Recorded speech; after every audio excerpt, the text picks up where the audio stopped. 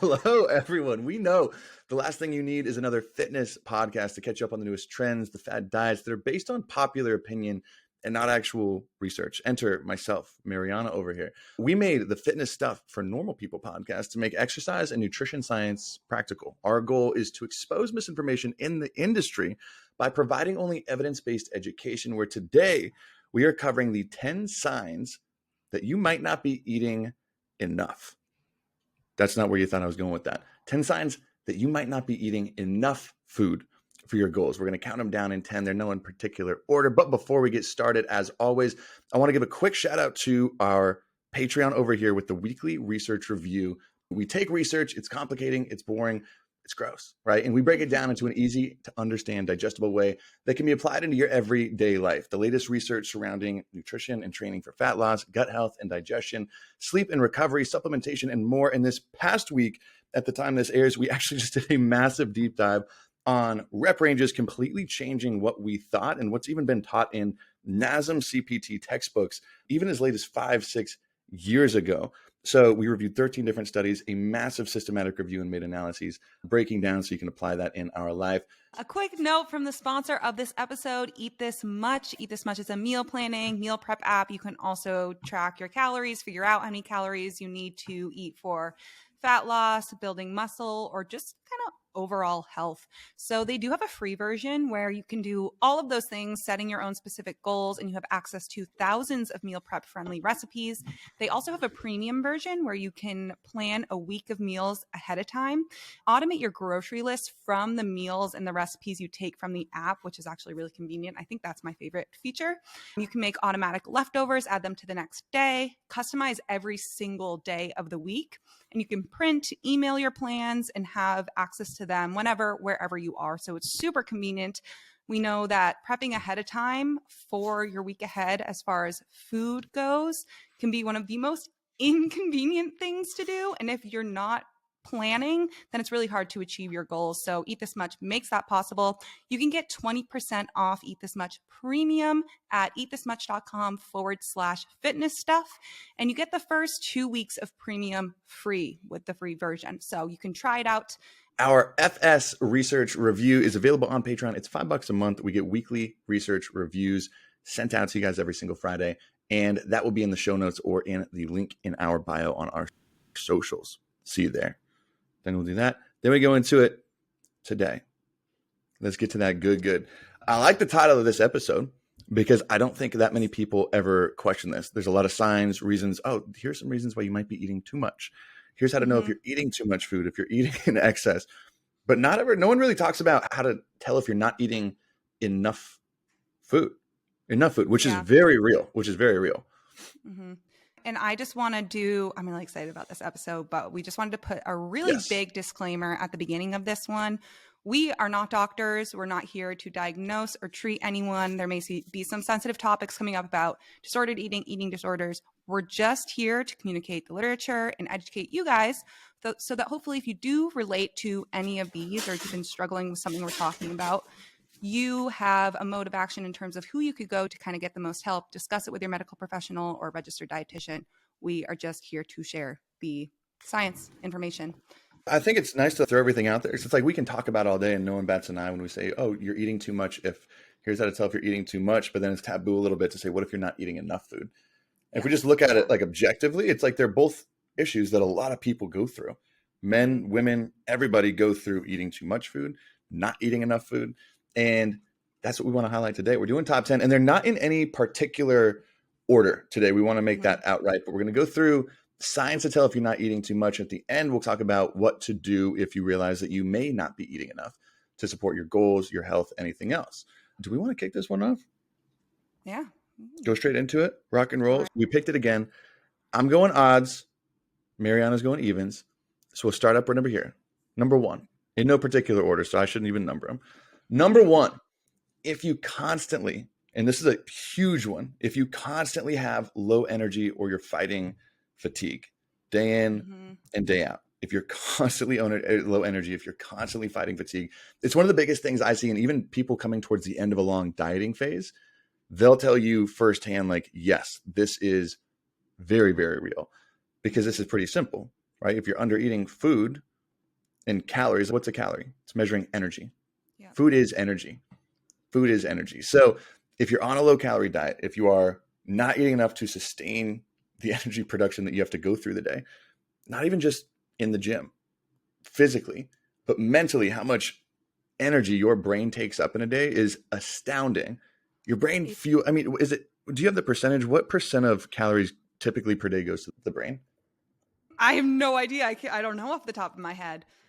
I'm going But to search this real quick and put it in yeah, here. and a note, well, Tony finds that also something that people don't, not eating enough, but you're also not getting enough micronutrients. So like, especially with your B vitamins, low vitamin, especially B12, I would say a common symptom of that is fatigue, low energy. So if you're not eating enough in general, it makes it that much more difficult to hit your micronutrient need intake. And many common signs of any micronutrient deficiency is fatigue, low energy, especially with the B vitamins, which are often one of, I think, next to vitamin D, B12 is also another very common deficiency that you see. So Yeah.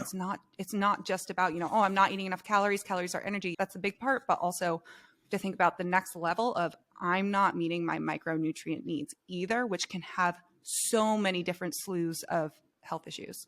Seriously, fantastic point. Because calories will fuel you through the day, but the micronutrients you could we've talked about how important it is to have a very wide variety in the foods that you eat. Not like healthy versus unhealthy, but just a wide variety of everything in there, because you're consuming so many different micronutrients in certain foods, even in some that you might consider unhealthy that aren't in certain foods that you might consider healthy. So having a wide variety there helps you collect. So if you're constantly on this low intake, you're probably missing out on quite a few, and only like a blood test could probably show that. Yeah. Also, I was looking this up, and I think we got to do a little bit digging, because I think it said close to 20% of oxygen goes to the brain. 20% of oxygen, and then someone said that means 20% of total calories, which you're not burning 20% of calories from your brain. We're going to cut this part out, but we'll look into that because I think it'd be an interesting fact. So lack of nutrients, lack of energy. If you're constantly fatigued, if you constantly have low energy, that's one of the bigger signs. Yeah. You want to go into number 2? Yeah. So this one's another big one, but low sex hormone production or loss of menstrual cycle. So the loss of your menstrual cycle could be a sign of that. But why I wanted to put in the low sex hormone piece is because that can apply to both men and women. Yeah. So a little bit of background on this. So the hypothalamus and pituitary gland, which are both located in your brain, they work together to maintain hormonal balance. Oh my gosh. And the hypothalamus receives signals from your body that let you know when your hormone levels need to be adjusted. So the hypothalamus produces hormones that stimulate or inhibit the production of estrogen and progesterone, which are the female sex hormones. And then it's the same for the male sex hormones. And when your calorie intake is too low, these signals can become impaired. And that leads to changes in the amount of these hormones released.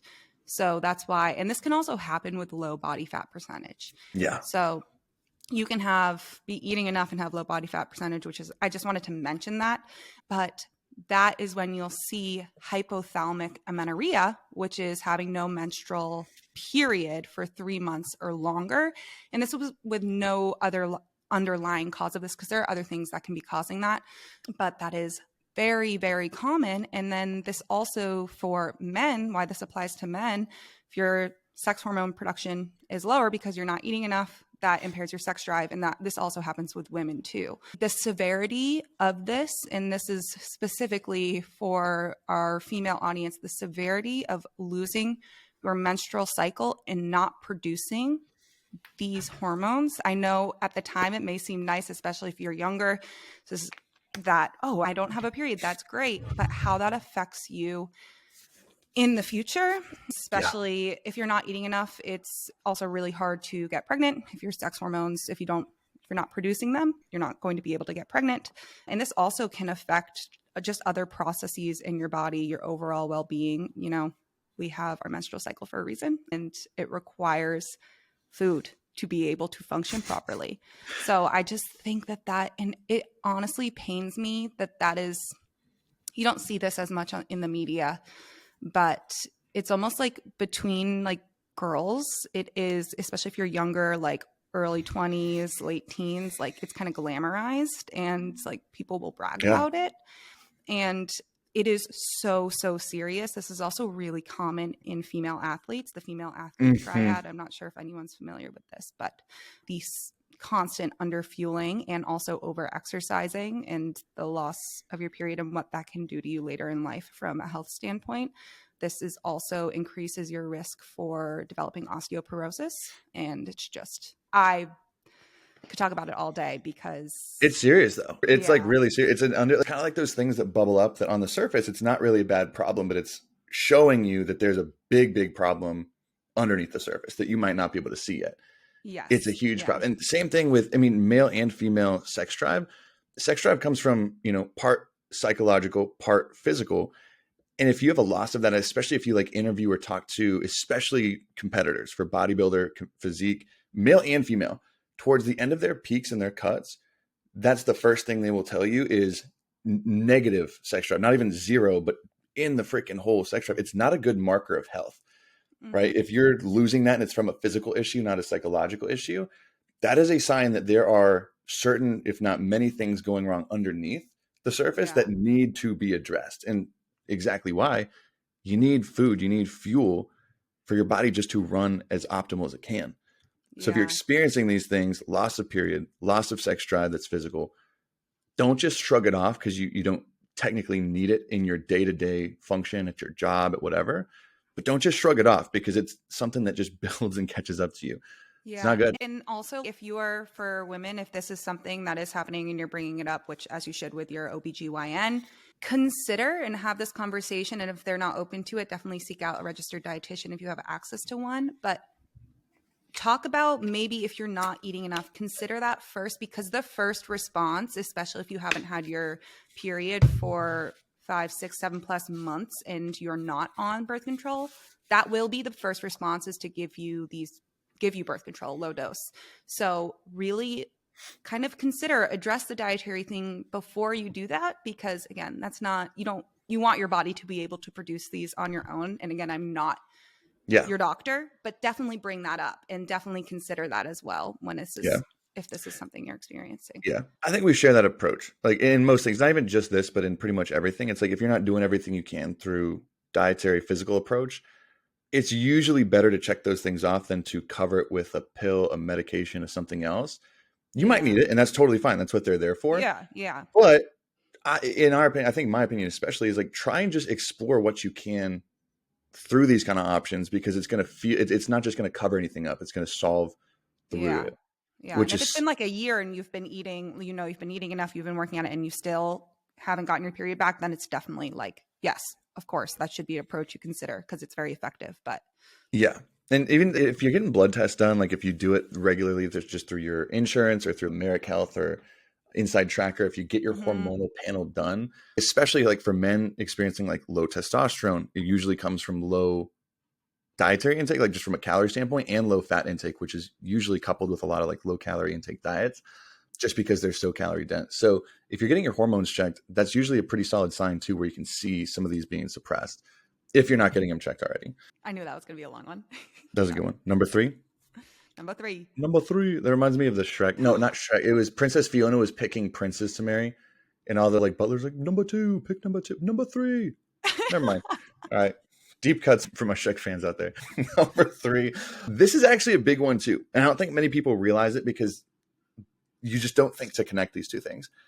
If you constantly have trouble sleeping, falling asleep, staying asleep, and feeling well rested when you wake up, again, I think just a little side note too for all of these could be a sign of not eating enough food. They also could be a sign for a lot of other things. Yes. Oh, you could have trouble. You could have trouble. You could have trouble sleeping because you're downing 3 glasses of wine right before bed. Mm-hmm. That's not because you're eating too much, but trouble sleeping. Exactly. You could have a lot of other things, but these are also just red flags and signs to check out if you might not be eating enough, or if you think you might. Now, if you have trouble sleeping, most people don't connect diet with sleeping. They just don't. They think of it as like, oh, maybe it's just my mind's racing. Maybe it's my room's not dark enough. I should take a supplement like melatonin. they never think of it from like an energy production standpoint. And I saw you pulled a few studies I wanted you just to cover on real quick on, Yeah. especially it's quality of sleep too, which I know you have one on falling into deeper sleep, the deeper stages of sleep and REM sleep, which have a large impact on how you feel waking up the next morning, which I think Yeah. some people are like, I sleep 8 hours, but maybe it's not quality.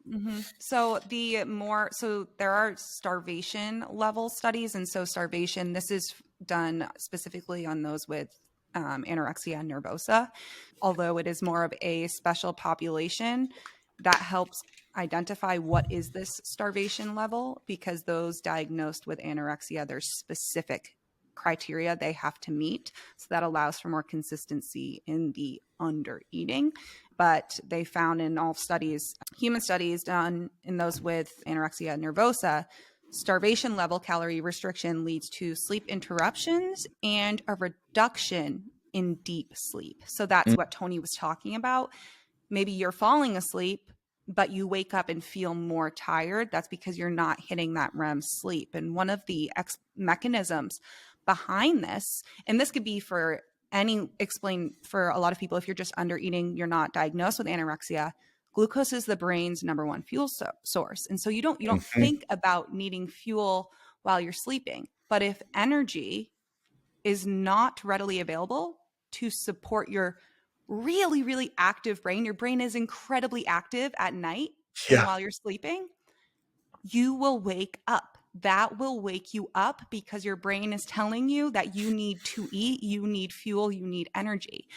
So that is and again, this is with consistent significantly Not under just right before bed, not eating enough food, but just through like over time. Right. Yeah. And then, but kind of to put this is just an observational study, not a randomized control trial, which we know is the gold standard, but a study of 381 college students on restrictive diets or had other eating problems, so disordered eating. This was either binge eating, anorexia, so anything like that. It was associated, so being on a restrictive diet or having disordered eating tendencies, it was associated with poor sleep quality and lower mood as well. So again, association doesn't mean causation. I'll say that over and over again. They just observed this in this population, but this further kind of, this has been replicated in many observational studies before in more of the populations that don't meet that criteria to be actually diagnosed with anorexia, which is the fact that it is on a restrictive diet. Like you don't even have to affect your sleep. So I think that that's something that it's really easy to just dismiss the eating part and just think about, oh, my brain keeps me up at night. Like I just can't sleep.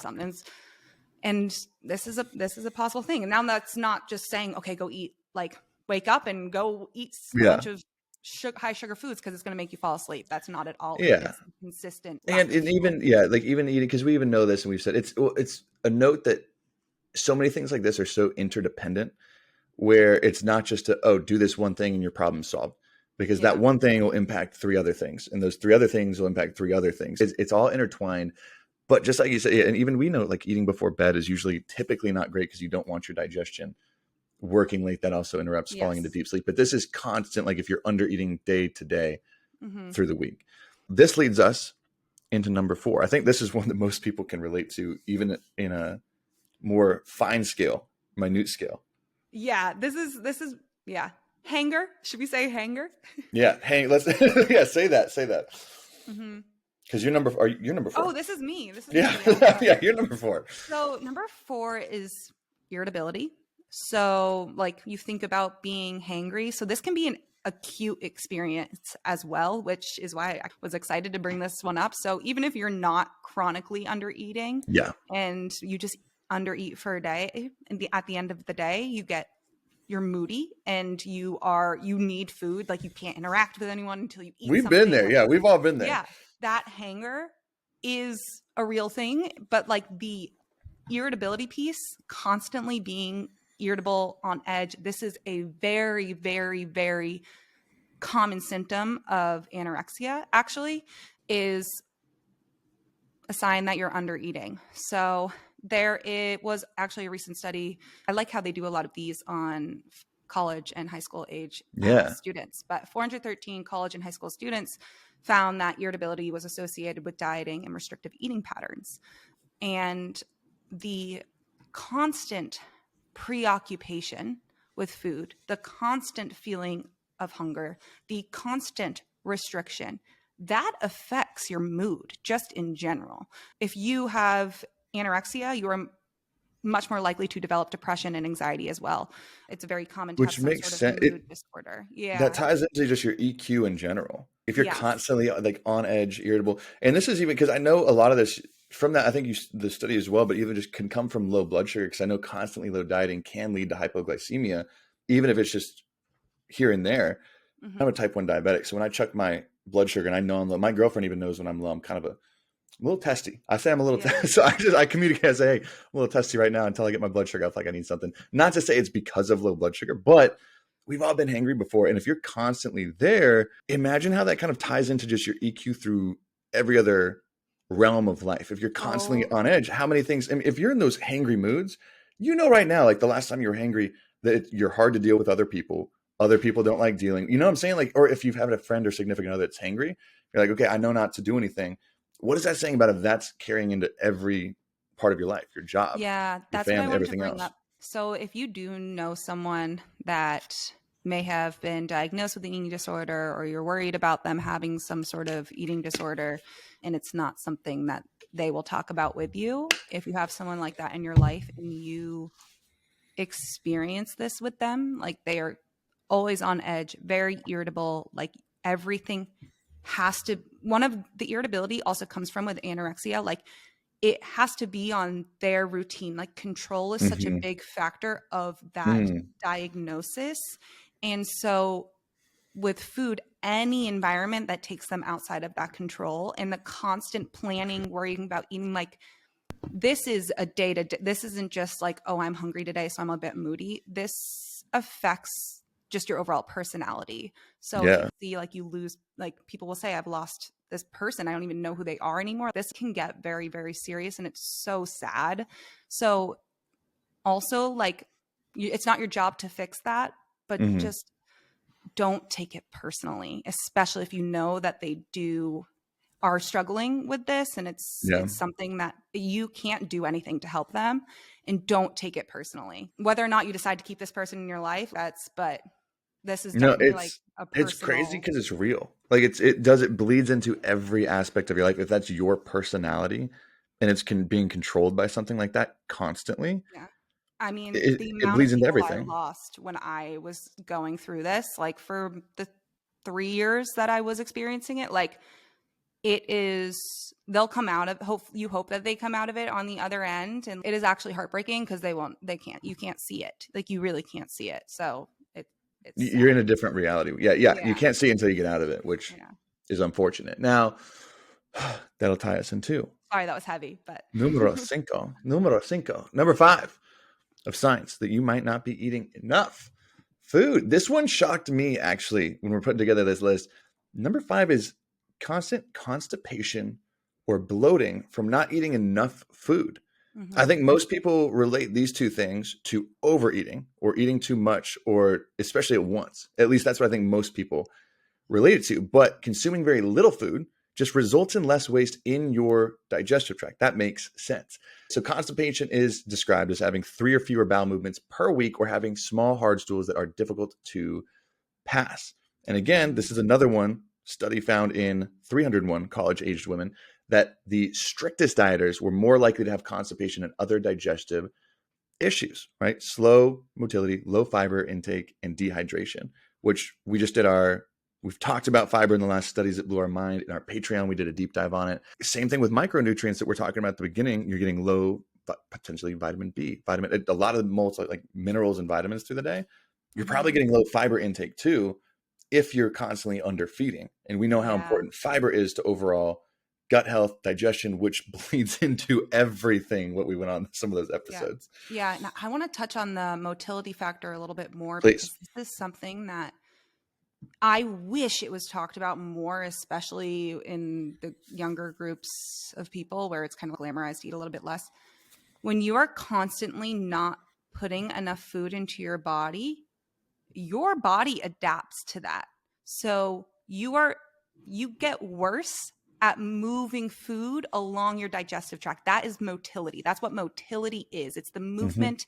You also have peristalsis, which is like the actual contraction, but motility is the movement of food along your digestive tract. If you're constantly not giving your body that stimulus of, oh, food is in here, I need to eliminate it, that starts to quite literally become foreign. So you become less efficient at it.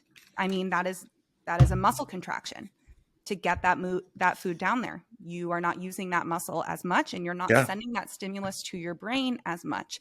So slowed motility, so that you can just have a meal. You can be in the middle of a meal, not even have finished it, and you feel like you're going to explode because food is not going anywhere. It's not a normal, it's almost like an exercise that you're completing. Yeah. So, and that's why you also have to be really, if you are trying to increase your calories, trying to eat more, you have to push through that discomfort, because that is something that is only going to improve with consistency of eating more and giving your body that stimulus.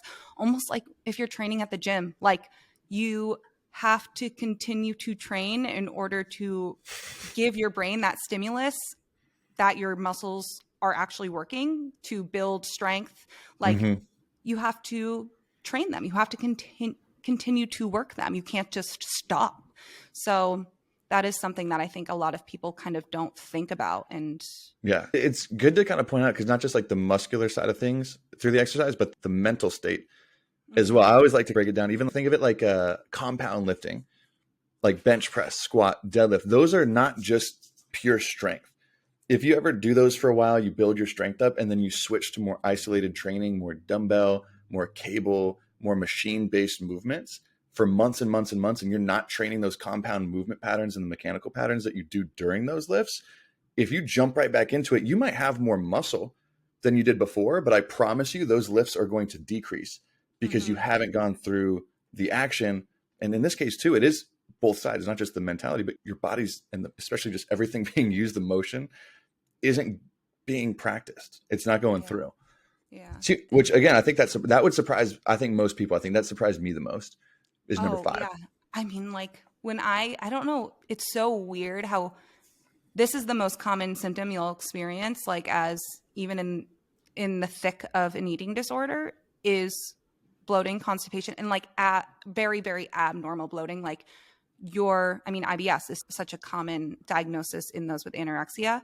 So it is, even in treatment, even while you're going, maybe you're not in treatment, or even while you're just trying to improve your overall caloric intake, increase it, bloating is so, so common and normal. And that is why there's so many reasons why you may be bloated again. But that is why I really do hate sometimes when the biggest thing is to get rid of that bloating. You see that on the media, like, oh my God, I'm so bloated, I need to get rid of this. Like in this case, if you know that this is the case and this is what you're working on, no, you need to be kind to yourself and move through that discomfort of bloating, because it is temporary. If it's not, if you have something else going on, that's not what I'm talking about. But yeah.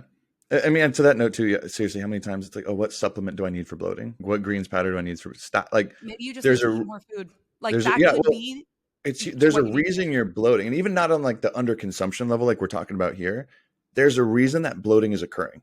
It could be because you're not eating enough. It could be because you're not eating enough fiber. Because it could be a lot of different things.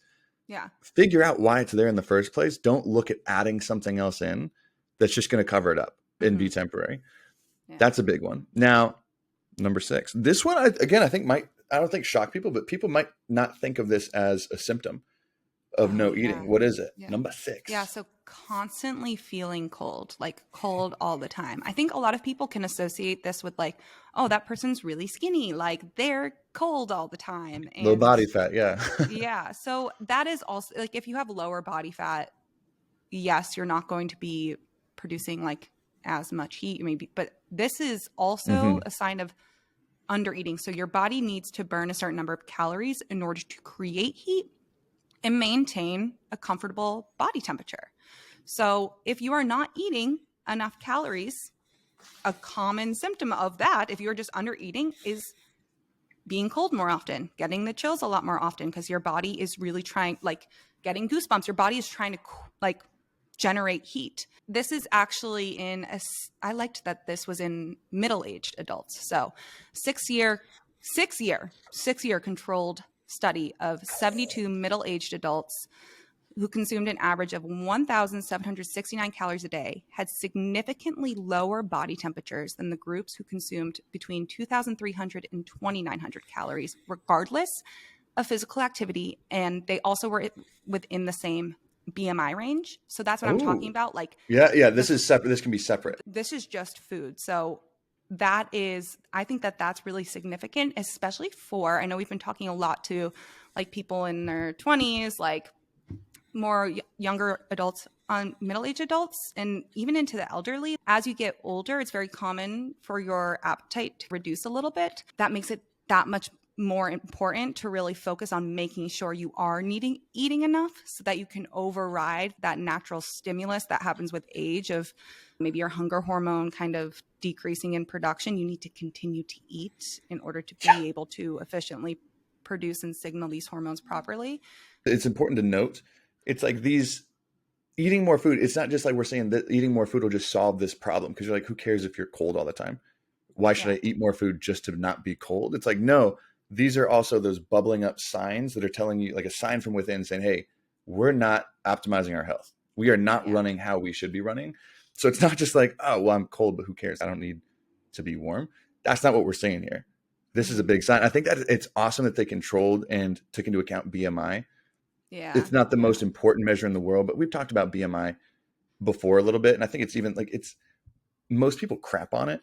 Like they just think it's terrible, throw it out the window because it doesn't take into account body composition. But I think we've even said on the show, it's what it's meant for. This is what it's meant for. Yeah. And if you're in the obese category, like BMI, especially over, I think it's 31, but the obese category, I can promise you, unless you are the top 0.1% who's carrying a ridiculous amount of muscle, so probably even unnaturally amounts of muscle, you're carrying too much body fat for yourself if you're in the obese category. So it's not like BMI is total crap. It was never designed or meant to be used in practice. So with your patients in addressing, it's been used to help inform like how we care for people in a certain population, but it was never meant to be used when treating and working with an individual, because it's not an individual metric. It's for populations.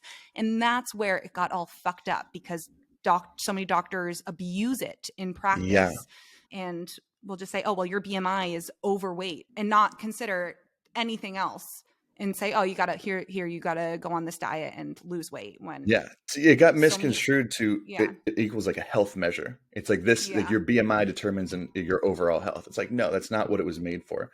I'm really glad you brought that point up, because I think too many people just hear and they crap on it. Now, after that one, I got the chills right there. Number seven, this one kind of ties in with number one a little bit more, but we're not talking about low energy. This one, number 7, is having brain fog, or really having a hard time concentrating, especially through the day, especially like mental endurance, like being able to focus for longer periods of time. If you can focus for 5 minutes and you keep losing it, 1, you might have ADHD. 2, it could be because this is a sign of not eating enough food, right? Your brain requires a great deal of oxygen and energy to compute, something we talked about already, right? It becomes inflexible, and it can become difficult to set priorities and easily switch from one task to another when you're under eating. I think most people, and I notice this even on a more acute level, not like we've been talking about, like constant under eating, but on an acute level, if I am pushing back lunch 1 or 2 hours and I'm running low, I have the hardest time focusing and keeping attention. And that kind of keeps me, I'm like, oh, I haven't eaten in 7 hours. You experience this on an acute basis, but it's also something where if this is chronic, pops up all the time. Yeah. And I love to think of this at like a primal level, because when hunger, however many years ago, hunger saved our lives. So like getting that feeling of being hungry and knowing how to act on that, like it was the first response. If you felt hungry, getting access to food was your brain's biggest focus, because that kept you alive, because it wasn't like however many years ago, like food wasn't readily available. So having to be able to plan how you were going to get energy and get access to food, like you had to figure that out. So it is so when you think about it, it's like if you are all of a sudden 3 o'clock rolls around, even if you had breakfast and say at 8 a.m. and you go that long without food and you really start to feel hungry and you can't focus. And again, this is on the acute level. Like this happens to so many people oh my God, I can't stop. I can't focus. I can't stop thinking about food. The preoccupation about food is what those who are constantly under eating have all the time. That's always something that you're pulls your trying to attention. suppress. Yeah. So having between that, just the not having enough energy, not fueling your brain enough, and what we were when I was talking a lot about the kind of like irritability, it kind of goes into that a little bit, is like you are not present. That's like the brain fog thing. Like you can't think clearly. Like you cannot have clear thoughts. You don't have enough energy, and you're using so much energy to think about food, to think about your next meal, like to worry about your next meal. Yeah. And that totally strips you of a lot of your like problem solving, cognitive abilities. It's insane. It goes back to losing a person. I was going to say, I've seen a lot of people who, like you're saying, that do this on a day-to-day basis, get good at suppressing the feeling of hunger and ignoring it. But the symptoms, they still come up through your day. So you like you said, you have a hard time focusing. You can't problem solve. Your emotional intelligence goes down. All these things are being suppressed, but you've had to suppress the feeling of hunger for so long that that's become normal. You don't think about, oh, I'm hungry right now. You know you're hungry. You know you're there, but it's not brought to the forefront of your attention. But it's still taking attention away from everything else that you might be focusing on. I've seen that a ton in others who are chronically under eating. And this is another reason why I personally found this episode to be so important. Like, aside from, hey, you may be under eating, like eat more. It's like if you do know that you are actively working on under eating and you do know that is something you're facing, like people need to hear the repercussions of that. I wish this wasn't something that was so like it is triggering. You need a certain amount of triggering topics in your life to help you move through them. I personally believe that. That's just my opinion. But knowing the consequences of disordered eating and eating disorder is really important. I don't care if it's triggering to you. Like, it ruins your life and it ruins who you are and who people know you to be. Like, that's the serious end of things. I just wanted to bring that up because that's triggering. Yeah, you need a level of uncomfort in faith to get better. Yeah, think of it as like getting uncomfortable to get better. Yeah. You need that level of uncomfortable to go next level. So I think that's 100%. It is triggering for a lot of people, but you need to at least handle as much as you can at the moment of that triggering of that uncomfort so you can move forward. Now, this next one, number 8, getting to the top of the list. Number 8, what we got? Yeah. And I'm going to add a little note into this one as well, but this is hair loss and brittle nails. And then this is separate, but what I'll talk about also applies here. Acne, breaking out, your skin kind of not being like it used to. This goes back to the micronutrient conversation. Many nutrients are needed to maintain normal, healthy hair, and your hair and your nails are made out of the same tissue and stuff. It applies to nails as well. And then also for your skin, you need many vitamins to help build a healthy skin barrier. And then also you have your microbiome on your skin. So having like a good balance there, that's all affected with inadequate intake of calories and it's common signs of deficiencies in these nutrients. And then just a lack of calories in general. You need protein, you need biotin, you need iron, all for hair growth specifically. And I think that this is one that I know I've been mentioning women a lot, but this is something men, I can't personally speak to it, but I would say it's a very common insecurity and it's not talked about enough, like how much that is almost like women joke about it a lot, but like worrying about hair loss. And that's such a sensitive topic. And I know that eating disorders are very common in the bodybuilding industry and big time. It is it's commonly seen in men who bodybuild as well to lose hair younger, because you do need these micronutrients. And then there's also that kind of like population of bodybuilders who forget about the micronutrient conversation. Like, I feel like, who are we talking about this with? Like, Stan? Yeah, I think it was with Stan. Like, because you're worrying about hitting all of your protein, like getting it in as low Yeah. calories as possible, having all the sugar-free, low-calorie foods Yeah. that have very little micronutrients in them. So maybe you're eating enough, but you're not eating enough micronutrients. I was going to say, especially for biotin, like I know biotin is a lot, like it's found in a lot of, especially fatty, like fish, eggs, red Yeah. meat, seeds, nuts, some vegetables. Think about those. Like, those are all very higher fat foods, Yeah. good sources of protein too, but higher fat foods where even if, like you said, you're bodybuilding, a lot of the time the goal is how can I get as much protein for as little calories? So you Yeah. cut out things like nuts, because why would you eat nuts if there's 70% of those calories are coming from fat? Yeah. You wouldn't want that. Why would you eat red meat, fattier red meat and fattier fish if you could have tilapia, if you could have chicken, which is a little bit, it still has micronutrients, but a lot less variety. Why would you do that if you could have the smaller piece? Yeah. That's And what it leads to a lot of time. And I'll hear like, oh, I could just take biotin supplements, or I could just take the supplement. Well, if it's a fat soluble vitamin, you got to take it you have to eat it with food. You have to eat it with a fat source. So Yeah. you're not going to, or you won't absorb it. So the absorption factor with supplements also, especially people just pounding supplements instead of food, you're not as efficiently absorbing these supplements, especially the fat soluble ones, if you're not eating them with a meal. And then you're missing out on other components of a micronutrient dense food. So other health promoting properties of these foods. So, and again, it's like, you don't need to eat them in excess, but even like the littlest bit can go a long way. And that's also, those foods high in fat are also really important for your menstrual cycle as well, which I didn't mention in the beginning, but yeah, especially sex hormones, how large of a role fatty acids and cholesterol plays in that. It's huge. Yeah. Don't want to cut that out. So number 9, this one should be a breeze because we kind of covered a little bit. Mm-hmm. Oh yeah. Number nine, but I think a lot of people are like, "Ooh, no-ish Sherlock." Like they just kind of like offset this one. But it's something that I, especially now, like on social media, I have a lot of people commenting, like, because I'm not dieting to lose weight. And I think I've realized that lately, that a lot of people aren't used to seeing people in the fitness space, especially on social media, who aren't dieting to lose weight.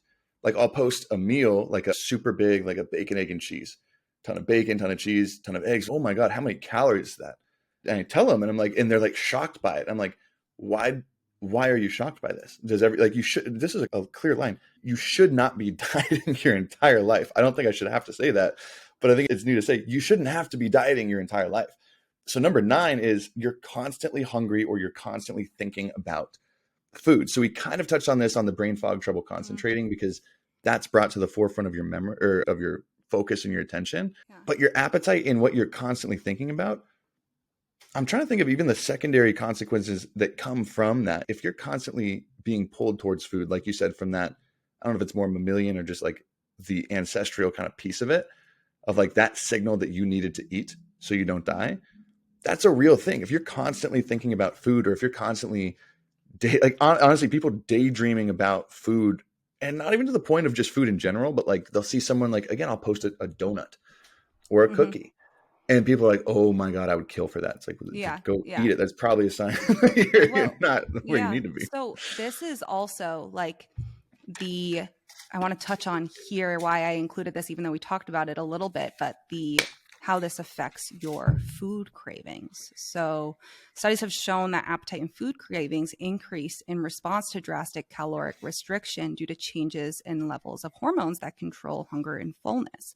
So there is a physiological mechanism to explain this. If you are not eating enough, if you are not satisfying, so your ghrelin hormone is your hunger hormone, and leptin tells you that you are full.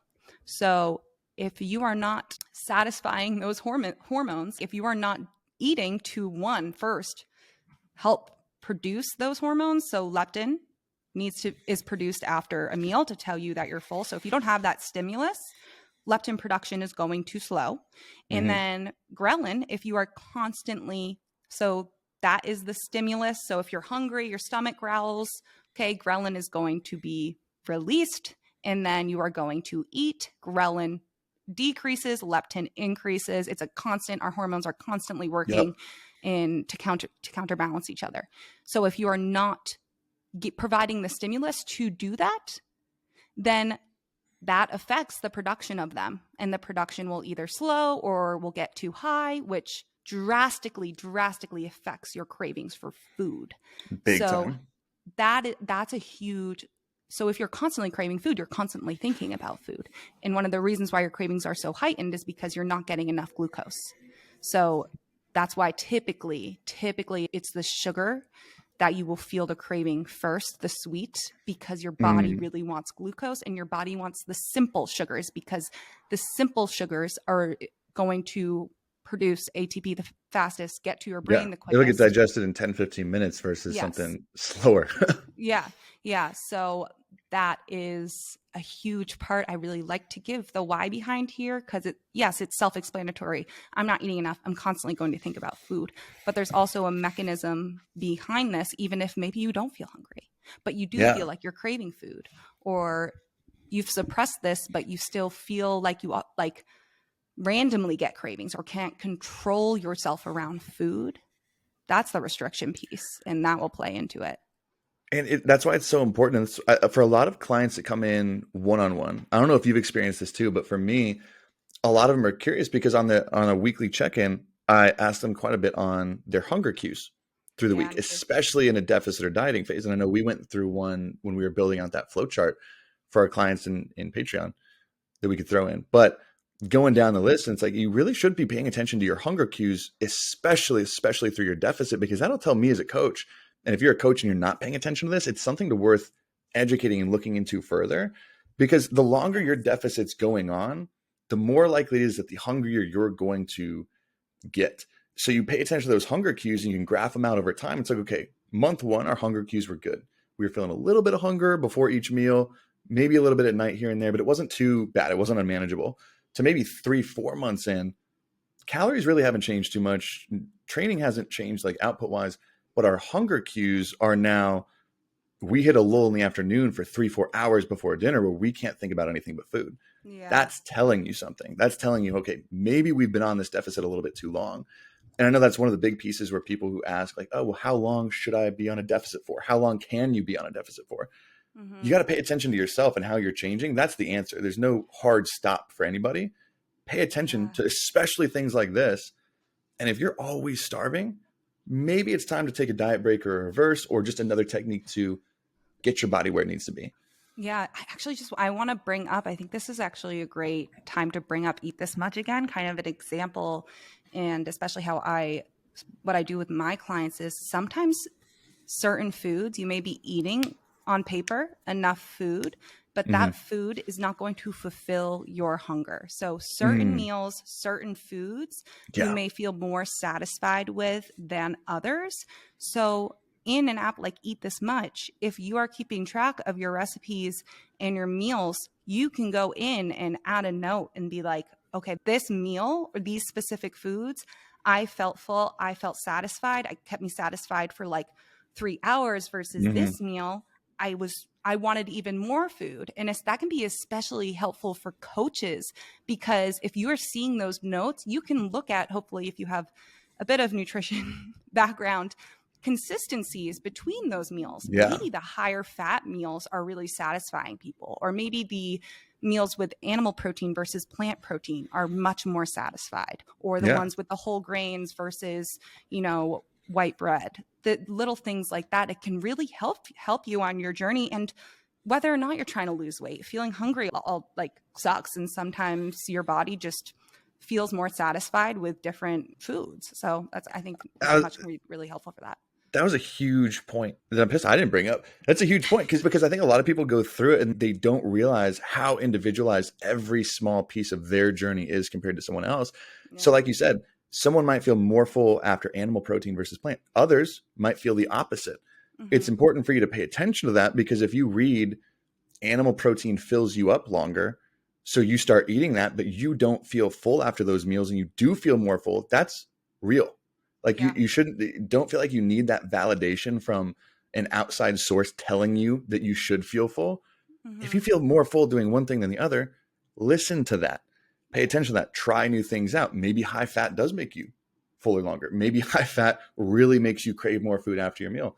Yeah. Pay attention to that, especially like you said, as a coach, if you can just put together those patterns and be like, oh, we constantly are experiencing hunger at the same time of day. Our meals are constantly lacking in fat, lacking in X, Y, Z. Mm-hmm. What can we do to change that? And at least let's try it out for the next week. Let's try changing one or two things up. Let's increase our protein by 20 grams. Let's do this, X, Y, Z. And you might notice a pretty big outcome because hunger, and this is something just for dieting phases too. No one can beat hunger in a long-term dieting phase. Yeah. Nobody. I don't care how motivated you are. Oh yeah, I know. Hunger is, I feel like we say that all the time, but it's don't underestimate it. And also don't think you're more powerful than it. And there's a really good, I'm going to jump the gun a bit and talk about an applied piece really quick. But if you kind of want to do this, the best time to figure out what really satisfies you is at breakfast time. Because this is when your blood sugar is going to be the lowest. And you find this often breakfast, you want to set the course if you're eating breakfast. Yes. If you want to set the course of your day. So some people, it is very common for some people to be like, every time I eat a bowl of oatmeal, I feel like I am so much more hungry than when I started after. And it's because it is really a high carbohydrate meal, very carbohydrate rich, especially if you're not having it with protein.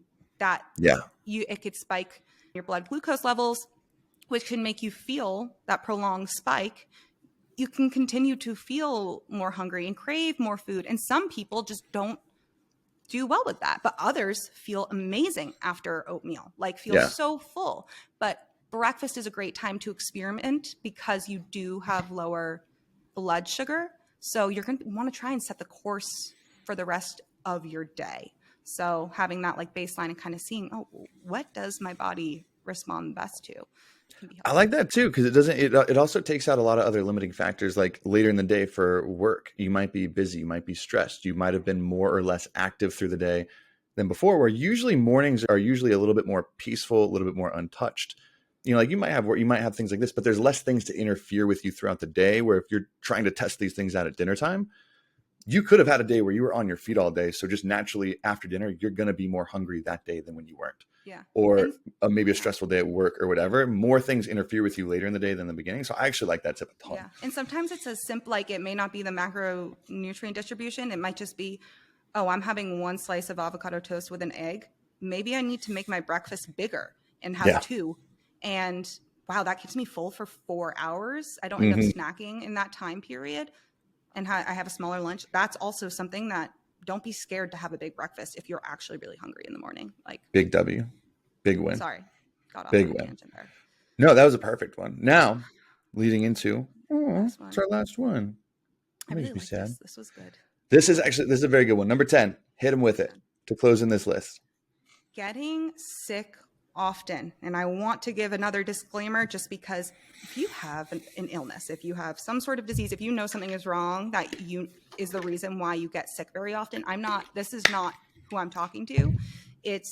You can be a healthy person and get colds all the time, be more prone to contracting a virus, just feel like you're always, always, always getting sick, not to the point where have to go to the hospital and are on your deathbed, which if your immune system is compromised, that's a different story. But eating too few calories, again, can lead to deficiencies in micronutrients, also antioxidants, responsible for fighting illnesses, along with supporting the immune system.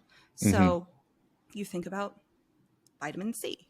If you take a vitamin C supplement, it's not going to prevent you from getting sick, or if you're sick, it's not going to stop your illness. There's so many people that just take so much. That kills me when it's I'm sick. Let me take 8,000 times the daily dose of vitamin C. Vitamin C plays an important role in your immune response.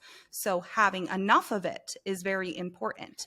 Having enough of these micronutrients and antioxidants that play a very pivotal role in your immune response does not happen if you are not eating enough food. So you get more prone to illness. And I think that that's just something also not considered. It's because, honestly, now that I'm realizing it, Tony, I feel like this micronutrient conversation Like you could be eating enough and just not eating enough micronutrients and I was going to experience a say, lot. it's come up in a lot of these different points. I've started to Yeah, notice too. It's like a lot of these, it's not directly due to like low energy per se, but it could also be brought on just by poor. I'm telling you, everyone's like, oh, macro this, if it fits your macro this, which I'm a big component of. I love macros, flexible dining. We could make 2023 the year of the micros. I know. And especially if you're sick like Micros. that, like you could target so many different populations of people, so many different groups with different intentions. Like say you're bulking and you're just pounding protein calories, but you have no micronutrients and you're not seeing your progress in the gym at all. If you are constantly getting sick, like that's going to mess with any goal you have, but you can't function normally when you're sick. So Yeah. I think that's especially one, and just the role that Well, vitamins and minerals play in all of the processes in your body. Like we just look at food so often as a number. And yeah. Now I'm looking because it is from both, right? And I think that's not to offset like that lower intake does a lot of these things well, like just lower intake on its own. You got to remember, one, micronutrients are huge. Your body needs it to function. Two, your body is adaptive. Your body adapts. Your body evolves to whatever it's given.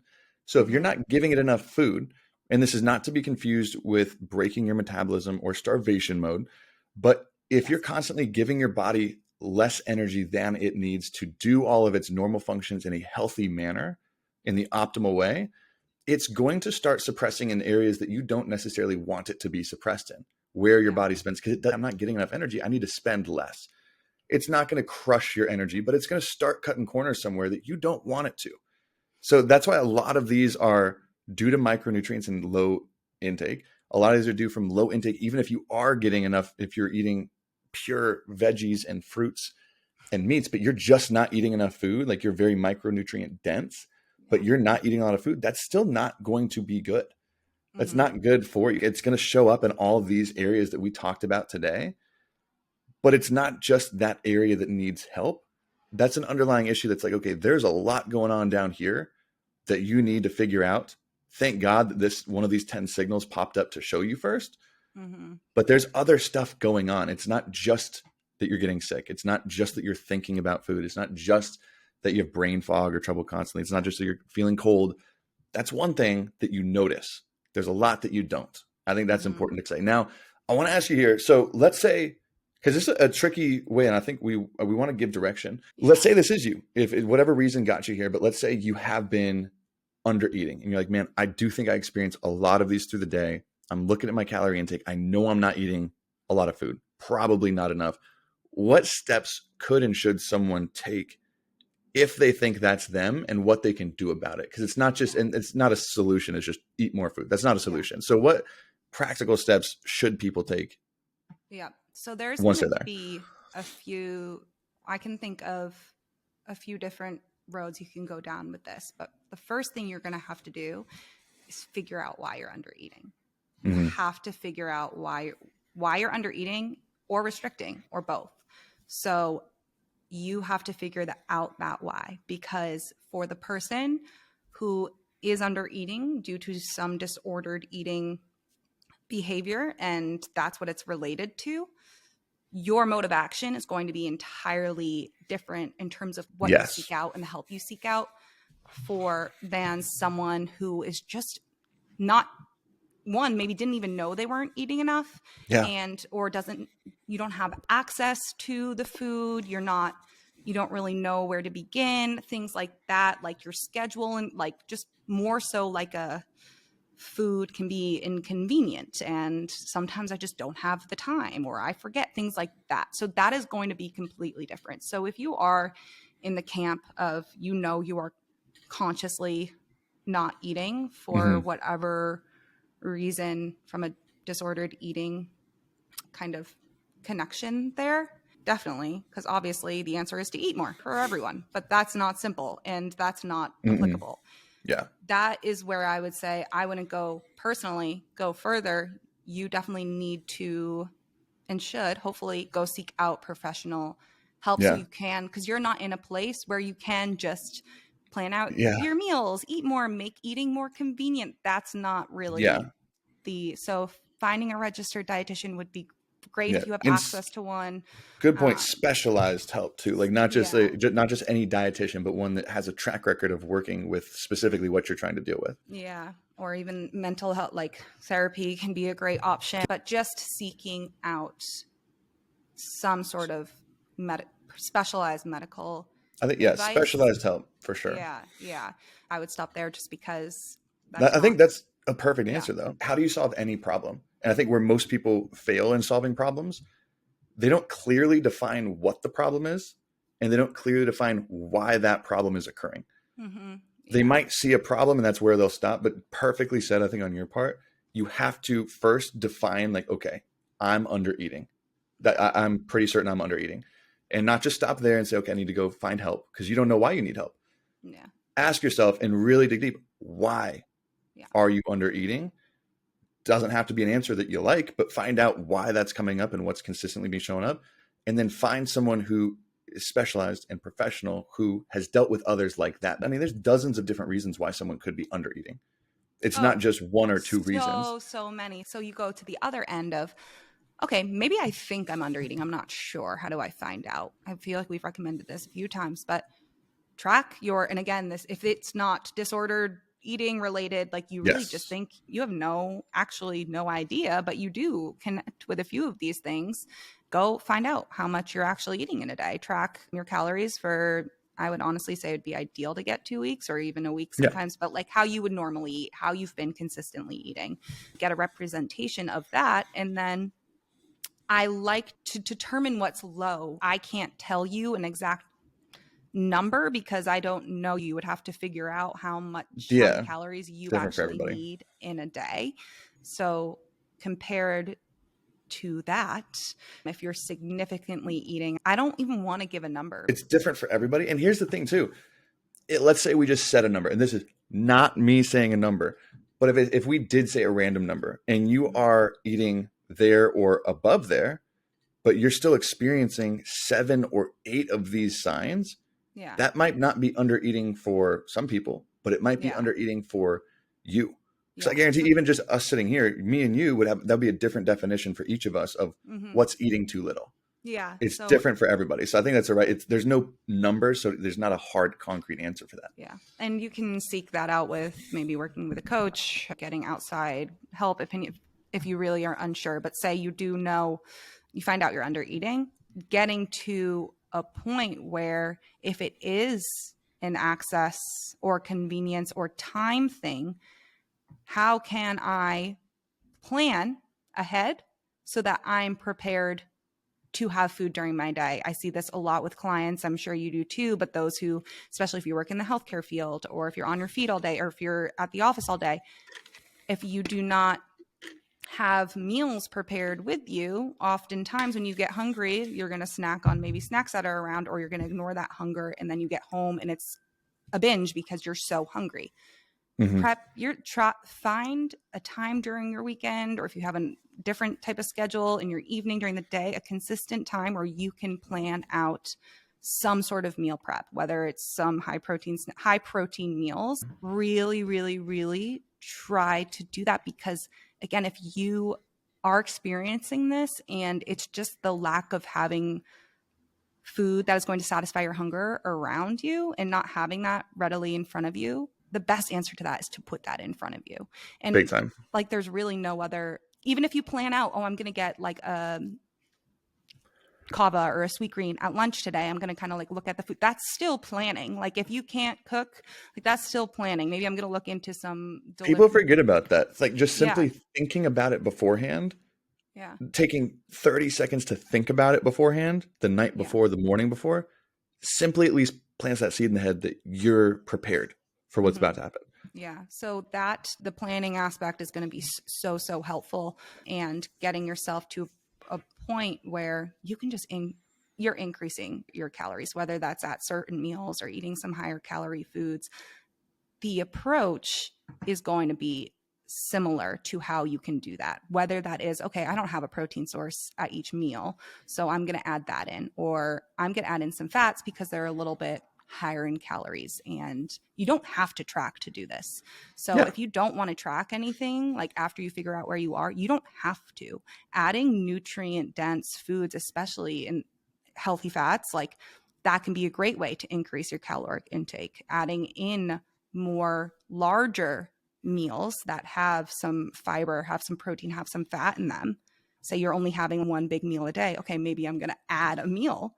That can be a goal. So really, you don't have to look at it as your whole week, but okay, how can I increase just my calorie intake in the day? First, start looking at how many meals you eat a day, because it's a lot more uncomfortable to have to just pack it into all one single meal. Yeah. And then maybe I start bringing a snack to work or having a snack that I have ready. So again, it falls under that planning thing, but look at your day and where you can add, and look at those pieces of what are some micronutrient dense foods, what are some high fiber foods, Yeah. what are some high protein foods. Yeah, just keep testing, because something that might work for you might not work for someone else, and something that worked for someone else probably might not work for you. I think we went deeper than we thought. We thought it was gonna be a quicker one, but this was a solid friggin' episode. Top 10 signs you might not be eating enough food. So I think a couple quick ideas. One, remember, and I urge everyone to do this, check out Eat This Much. Again, that's in our show notes, in the link in our bios on our social medias. Check them out to test out new foods like we were talking about today. If you need to test out different satiety meals for you, just hit the refresh button as many friggin' times. You get a million different meals. Go check it out. If you just want to explore, want to try something new, or think that might help you, check us out again in our $5 Patreon, our research review that we send out weekly. It's a $5 a month subscription over on Patreon. That's going to be also down in our show notes or in the link in our bio as well. You can come and comment, talk to us in there, and then you know where else to find us. fs.pod on Instagram, on TikTok, fitness stuff for normal people in parentheses on YouTube. And then we got what? Marianna's leaving us for a week. So yes, we'll just be sad stuck here or wherever you're listening from while she's in Colombia. I'll be in Colombia With Pablo Escobar, having fun. How'd you know? All right. We love every single one of you, and we hope you have a productive day. Go eat a snack. Talk to you soon.